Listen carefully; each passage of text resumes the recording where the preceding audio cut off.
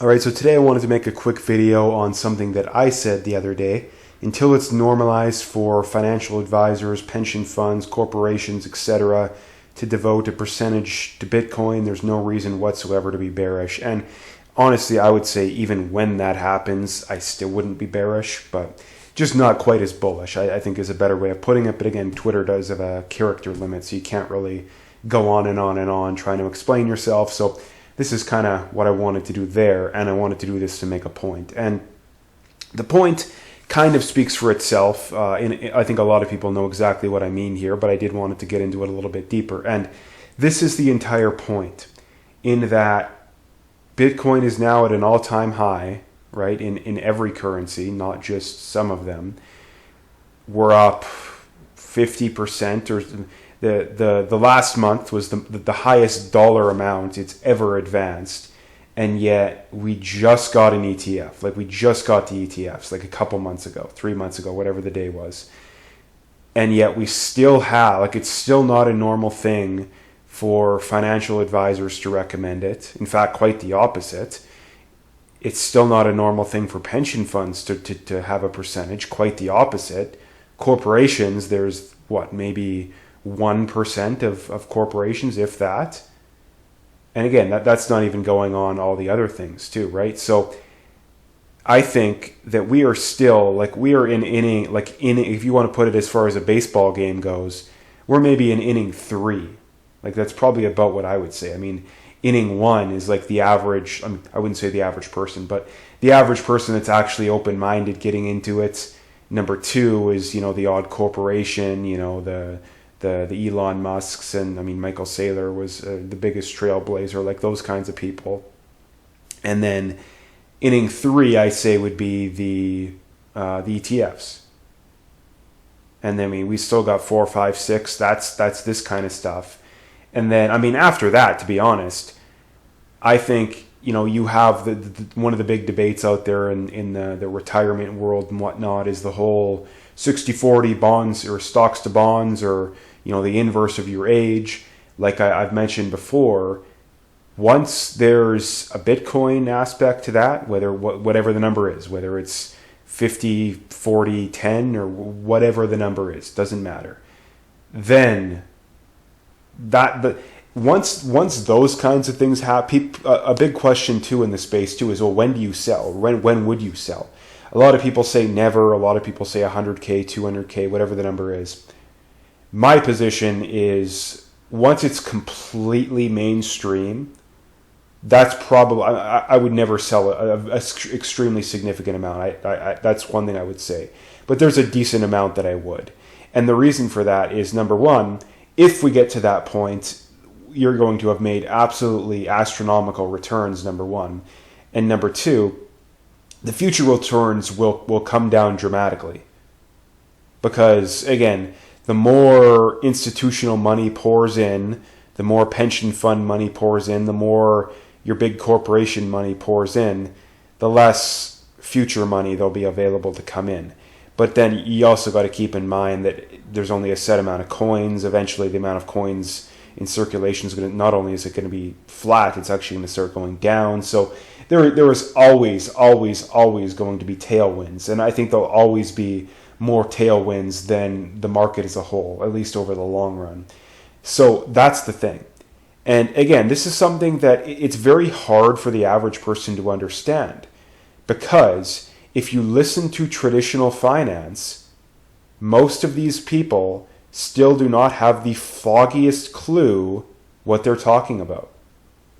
Right? I mean, there's a podcast I listen to.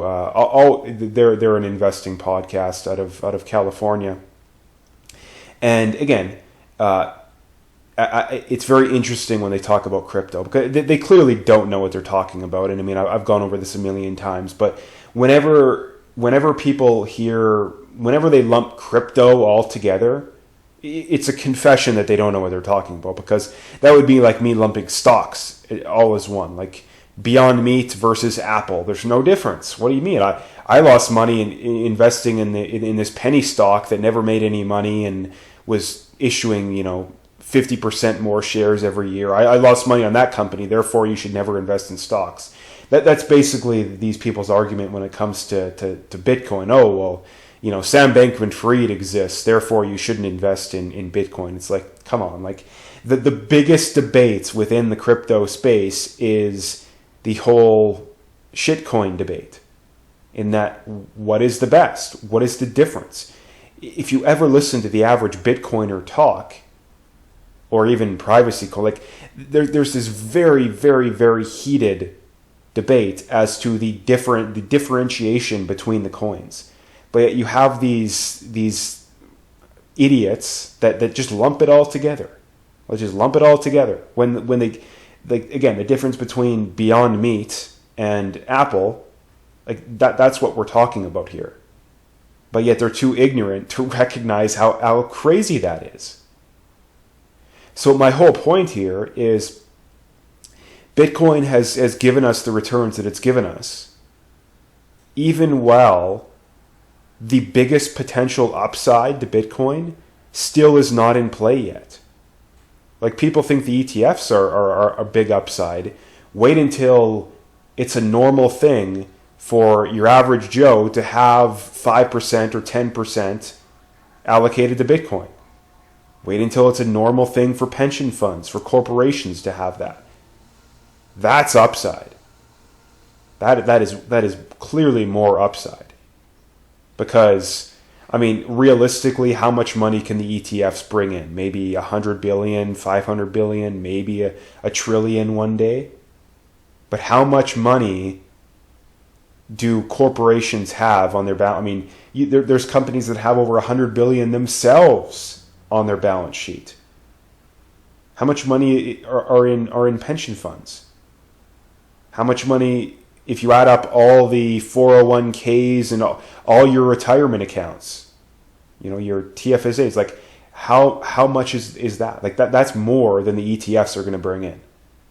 So the point there is very simple. We are still very, very, very early on. One thing, looking back on it, back in this was early, right as Bitcoin was close to its high.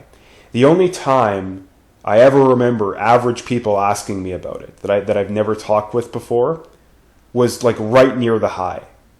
Right near the high. And looking back on it, again, that was a bit of a contrarian indicator. Now, since then, since the last downturn, nobody has asked me. I was at a family get-together last week. Nobody asked me. People at work, nobody asked me anything. And I know probably 20 people I could rattle off the top of my head that know about it. That I know they know about it. And yet not one of them is asked. So that's another reason in my mind that we are still very, very early on. That again, we are at another all-time high, and yet we're up 2,000% in the last 5 years. I get a kick out of the gold bugs. They're up 50% or whatever it is.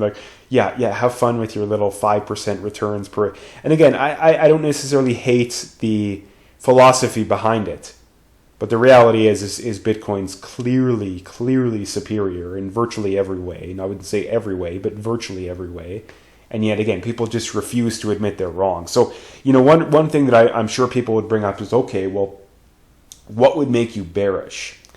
And again, I've said this a lot, but honestly, the thing that makes me bearish the most is the I don't want to admit I'm wrong factor. And that's what when you bring up the traditional finance people. The I don't want to admit I'm wrong factor is a very real consideration. I mean, look, Peter Schiff, the best example you might ever come up with on this. Again, gold is up in the last decade. I don't even know if it's up 100%. Right? I mean, if you had all your money in T-bills, you might be up more than gold over the last decade. I don't know off the top of my head, but whatever the number is, it is very low.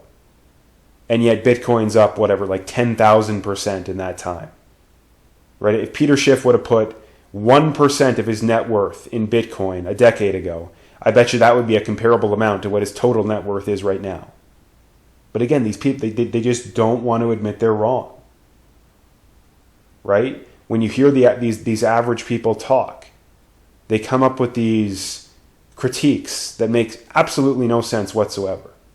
It's like, oh, well, I can't buy anything with my Bitcoin. It's like, number one, if you really want to, yeah, of course you can buy stuff with your Bitcoin. But again, that would be me like saying, that would be like a comparable example would be me saying, okay, well, I can't go on a stock exchange tomorrow and sell my real estate, my rental property. Therefore, it's a terrible idea to invest in a rental property.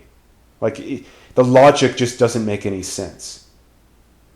Because the vast majority of people that are buying Bitcoin are not buying it because they plan on buying something with it in the near future.